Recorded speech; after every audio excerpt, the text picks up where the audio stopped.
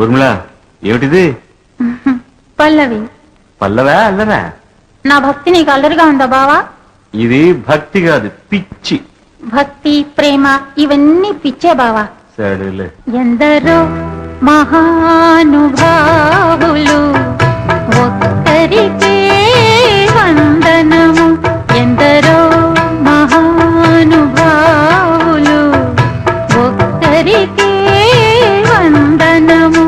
ఒడినే గుడిగా మలచి తమనే వలచి పిలిచే వేళ ఎందరో మహానుభావులు